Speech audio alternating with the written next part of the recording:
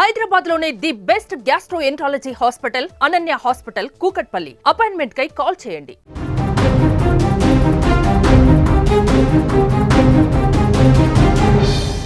శ్రీవారి ఆలయం వద్ద ఓ పాలక మండలి సభ్యులు వ్యవహరించినటువంటి తీరు విమర్శలకు దారితీస్తోంది.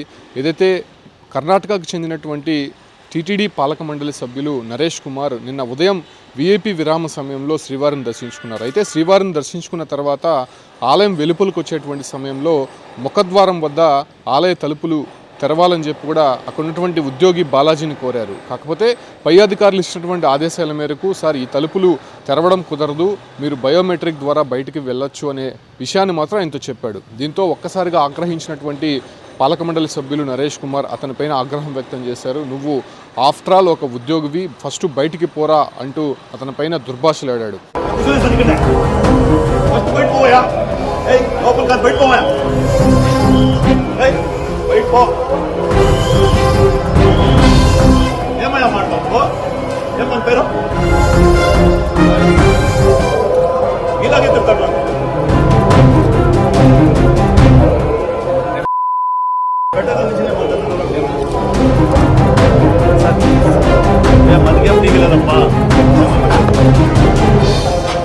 అయినప్పటికీ అక్కడ ఉన్నటువంటి ఉద్యోగులందరూ కూడా ఆయన్ని సముదాయించే ప్రయత్నం చేశారు. పై అధికారులు ఇచ్చినటువంటి ఆదేశాల మేరకే తాను ఇక్కడ విధులు నిర్వహిస్తున్నా సార్ అనే విషయాలు చెప్పాడు. కాకపోతే ఆయన అదే తరహాలోనే ఆయన పైన ఫైర్ అవ్వడము, ఫస్ట్ ఇక్కడ నుంచి బయటికి పంపించండి ఇతన్ని, అసలు ఎవరు ఇక్కడ పెట్టింది అనే విషయాలు అక్కడ ప్రస్తావిస్తూ అతనిపైన పూర్తిగా విరుచుకుపడినటువంటి పరిస్థితి. దీంతో అక్కడే ఉన్నటువంటి విజేఓ నరేంద్ర అతనికి సర్ది చెప్పి బయటికి తీసుకొని వచ్చారు.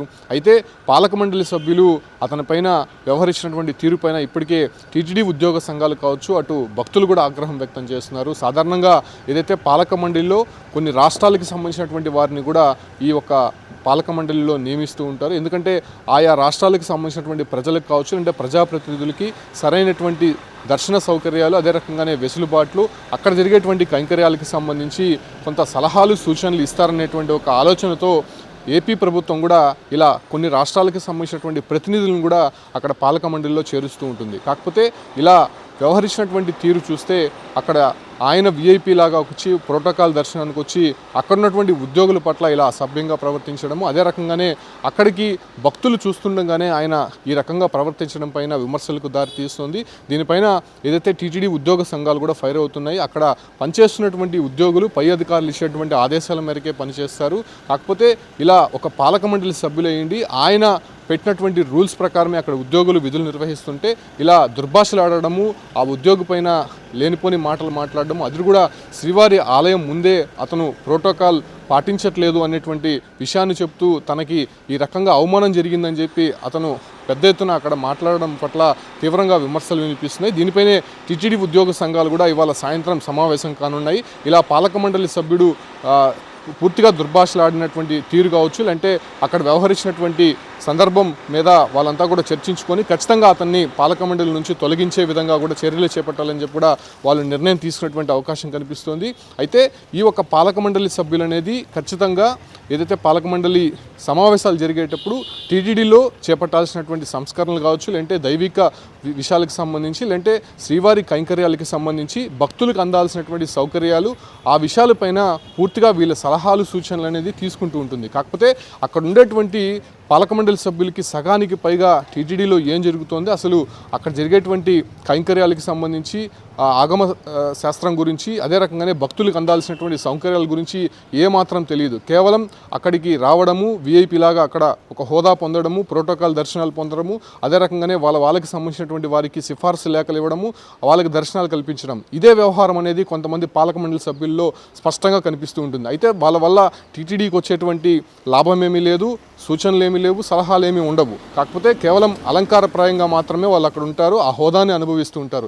సో ఈ క్రమంలోనే ఇలా వచ్చినప్పుడల్లా వాళ్ళకి ప్రోటోకాల్ దర్శనము, దాంతోపాటు కూడా అక్కడ ఉన్నటువంటి ఉద్యోగస్తులంతా కూడా వాళ్ళకంతా సలాం చేయాల్సినే అన్నటువంటి విషయాలు కూడా అక్కడ స్పష్టంగా కనిపిస్తున్నాయి. గత కొన్ని రోజుల నుంచి కూడా ఇలాంటి వ్యవహారాలు తరచూ జరుగుతున్నాయి. కాబట్టి ప్రస్తుతం ఏదైతే కర్ణాటకకు సంబంధించినటువంటి ఓ పొలిటికల్ పార్టీ లీడర్, బీజేపీ నేత ఏదైతే నరేష్ కుమార్ అనేటువంటి ఈ పాలక మండలి సభ్యులు వ్యవహరించినటువంటి తీరుపైన ఇప్పటికే అనేక విమర్శలు విమర్శలు దారితీస్తోంది కాబట్టి అతనిపైన ఎలాంటి చర్యలు తీసుకోబోతోంది ఏపీ ప్రభుత్వం. అదే రకంగానే అటు బీజేపీకి సంబంధించి కూడా ఆయన కీలకంగా ఉన్నాడు కాబట్టి బీజేపీ కూడా దీనిపైన ఎలా స్పందించబోతోందనే దానిపైన కూడా కొంత సందిగ్ధత నెలకొంది. కాకపోతే ఉద్యోగ సంఘాలు మాత్రం ఆయన ఒకటే డిమాండ్ చేస్తున్నాయి, ఖచ్చితంగా ఇలాంటి వారిపైన చర్యలు తీసుకోవాలి. ఎందుకంటే ఉద్యోగులు అనేది అక్కడ విధులు నిర్వహిస్తుంటారు, పై అధికారులు చెప్పినటువంటి విధంగా వాళ్ళు పాటిస్తూ ఉంటారు. అదే రకంగానే శ్రీవారి ఆలయంలో పనిచేసేటువంటి ప్రతి ఒక్కరు కూడా ఖచ్చితంగా వాళ్ళు చాలా అలర్ట్గా అనేది ఉంటుంది. పైవాళ్ళు ఇచ్చేటువంటి ఆదేశాల మేరకే అక్కడ విధులు నిర్వహిస్తుంటారు. అయితే ఈ రకంగా గొల్ల మండపంకి ఆపోజిట్గా ఉన్నటువంటి ఆ ఒక్క గేటును తీయమని చెప్పి అక్కడ ప్రెజర్ చేయడము, ఆ ఉద్యోగి లేదు సార్ ఇలా పై అధికారులు ఇచ్చినటువంటి ఆదేశాల మేరకు తాను ఇక్కడ విధులు నిర్వహిస్తున్నాను, ఇది తీయడం కుదరదని ఒక మాట చెప్పినందుకే ఇలా మాట్లాడడము, ఆ ఉద్యోగి పైన ఇలా విరుచుకుపడడం పైన పూర్తిగా ఆగ్రహం అయితే వ్యక్తమవుతోంది. దీనిపైన ఉద్యోగ సంఘాలు ఎలా రియాక్ట్ అవుతాయి, అదే రకంగానే రాష్ట్ర ప్రభుత్వం కూడా అతనిపైన ఎలాంటి చర్యలు తీసుకోబోతుందో చూడాల్సినటువంటి అంశంగా మారిందని చెప్పొచ్చు.